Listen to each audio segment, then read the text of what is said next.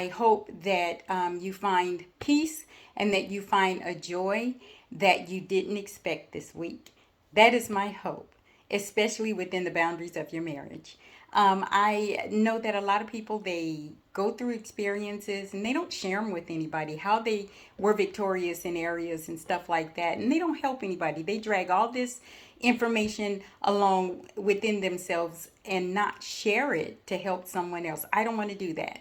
So I have determined that everything I've learned over this 39 years of being married and 40 years being together, I want to share some things because I am tired of seeing young couples who really have purpose with each other, really was an ordained relationship, allow outside influence, inner fears and suspicions and past experiences, negative. They allow those things to mess up what could be a wonderful union. And so I just kind of want to help you if you are one that's married to someone that you adore and someone that adore you, but you just can't figure some things out. I probably can't help you figure it all out, but I just want to share some things to take into consideration. Sometimes we go into the marriage and we get angry in the midst of an argument. We will say stuff like, I married you. I didn't marry your mother," or "I married you. I didn't marry your family," and all of that. But that's not true. When you marry someone, you really are taking on the family too. You're marrying the family. And when you want to marry someone and divorce the family, that's where you get in trouble, especially if your spouse is very close to their family. You will get in trouble trying to divide that relationship.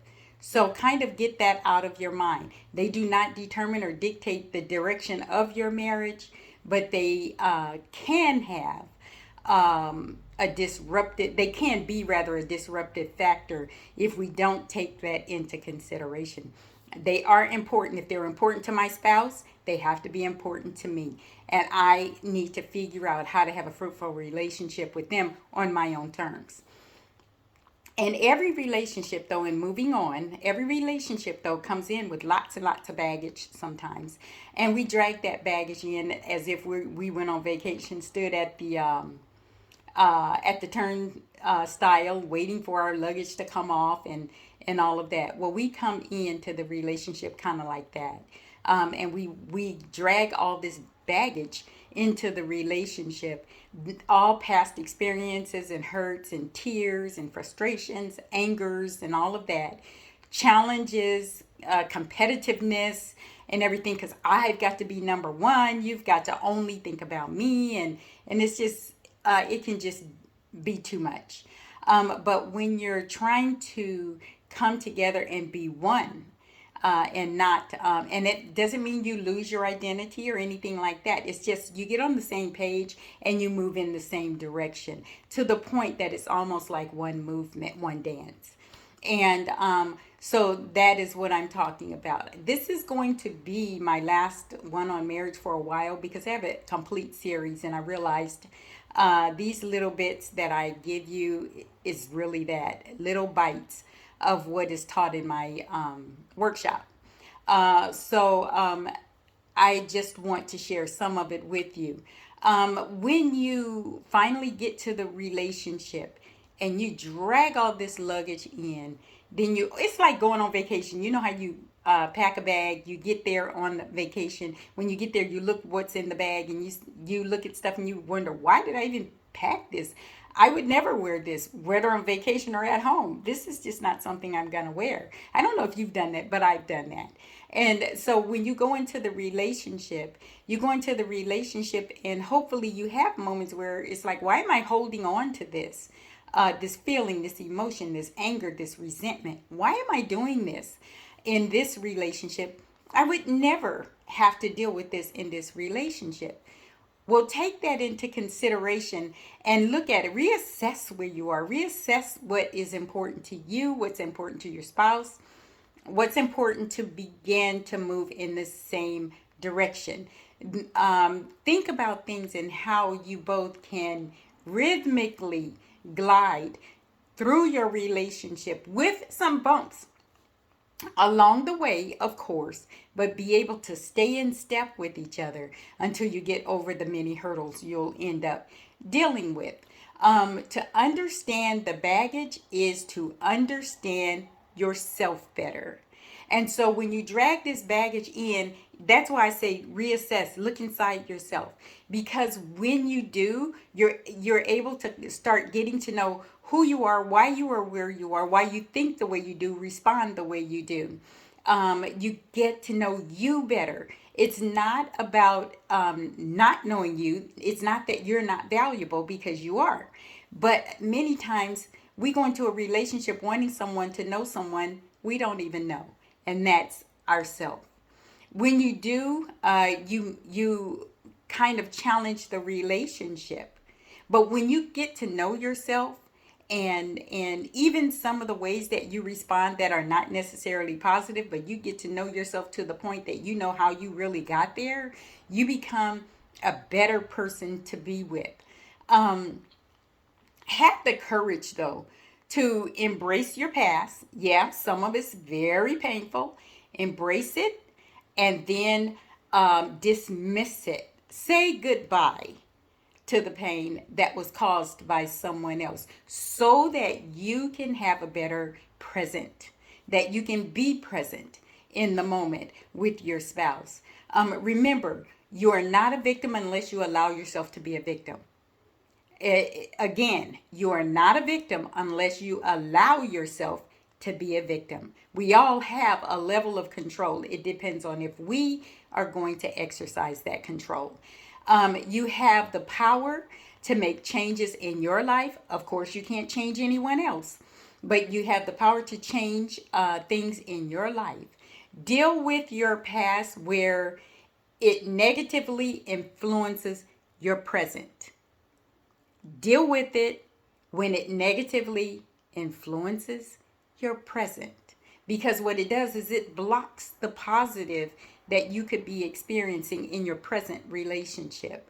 Claim your baggage so you can sort through it and lighten your emotional load. Do that. When you marry someone, the reality is that you have also, again, married their family. Of course, this depends on the relationship that they have with their family, but they can become comrades also for you. You ever been in a family? I am in a family where they're my comrades. My husband gets off. I have comrades that are his people that will stand up for me and that will take up for me, defend me, and encourage our union. Let the family become your comrades. I'm telling you, it's nothing better. Not your friends and all that. You know, if you have a family worth having and one that you love, or his family, your husband's family, he loves, his wife's family, she loves, those can become comrades. As long as they know you love their family member, they can become comrades for you. So I just want to leave it here.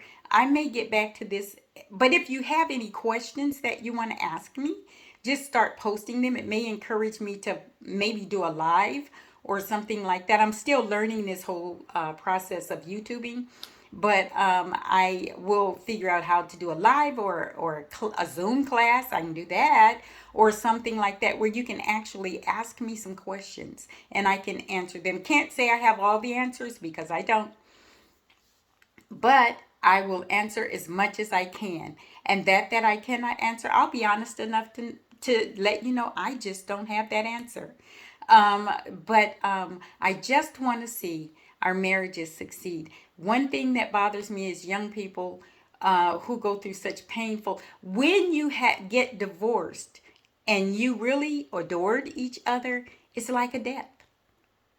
So why not avoid that? And so I just want to stand in agreement with those that want to be in agreement that their marriage will survive even the storms, because it can. Guess how many storms I've walked through in all these years? When you guess, you let me know because I can't even number them. I just now I wake up and I know that this man is my best friend. And I don't want to be without my best friend. And that's more than anything. And that's what he tells me. You're someone I can count on. You're like rock solid. You're there. Mad or not, you're rock solid. You're here with me. And that's all I need. And so I'm glad he has that confidence in me. But I have that same confidence in him. It's possible. It's work, a little work, sometimes a lot of work, most of the time. So if you like to talk, let me know. If you have questions, send them back, and I will try and answer every single one that I can. Okay, and until then, enjoy yourself. And when I come back, I'll be talking about something else. But subscribe. I'm so encouraged by those that have subscribed and those that have responded. Subscribe, subscribe. It let me know someone's listening. Thank you, thank you, thank you. Have a good day. Bye bye.